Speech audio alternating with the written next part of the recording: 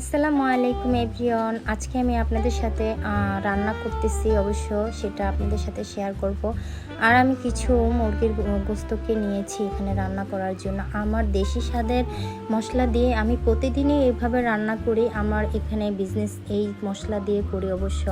আর দেখেন আমার মশলা মাশাল্লাহ, এই রান্নাটা একেবারে যেমন আমি নিজের হাতে যে মশলাগুলো বানাই, এই জন্য আমার রান্নাগুলোকে আমার খুব তৃপ্তি এবং খুব খেতেও মজা হয়। আর এইভাবে আমি প্রতিদিনই আমার রান্নাগুলো আমি সারি। তো আপনাদের সাথে আজকে অবশ্যই সেটা শেয়ার করতেছি। আর দেখেন আমি প্রথমে কিছু মুরগির গোস্ত দিয়েছি হলুদ মরিচ আর মরিচ দিতেছি। এতে আমার প্রত্যেকটা হলুদ মরিচে মাশাল্লাহ কালারগুলো অত্যন্ত সুন্দর।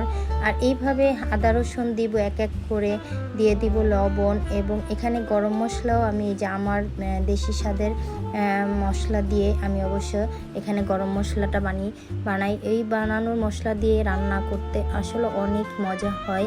আর এইভাবে দেখেন আমি তেলটাও দিয়ে দিলাম কমপ্লিট করে পুরোটা দিয়ে। এখন আমি এটাকে মাখিয়ে নেব। আর এখানে এক এক করে প্রত্যেকটা মশলাই অবশ্য এইভাবে মাখিয়ে তারপরে কিছুক্ষণের জন্য ম্যারিনেট করে আমি এইভাবে রেখে দিলাম। আর এখানে পেস্ট বেরেস্তা করার পরে এখানে আমি এইভাবে গোস্তটাকে আর এইভাবে গোস্তগুলোকে ভালো করে আসলে ভেজে তারপরে আমি এখানে দেখেন কষানোর জন্য একেবারেই কমপ্লিট দিয়ে দিব কিছু আলু। আর আলুটাকে অবশ্য না দিলেই চলে না, একটু গোস্তের মধ্যে হালকা আলু থাকলে অত্যন্ত সুন্দর লাগে। পরিমাণ মতো পানিটা দিয়ে আমি এখন এটাকে রেখে দিলাম চুলায়। আর এখানে চলে আসলাম, শাকগুলোকে খুব ভালো করে অবশ্য ধুয়ে নিব। এক এক করে ধুয়ে এখানে আমি চলে আসলাম, শাকগুলোকে কেটে নিব। আর এই শাকগুলো অবশ্য এখন এই দিনে এত সুন্দর শাক হয় না। আমি খুব ভালো জায়গার থেকে শাকগুলো নিয়ে এসেছিলাম, খুবই সুন্দর শাকগুলো। আর রান্না করলে এখান থেকে শাকগুলো আরও টেস্ট বেশি হয়।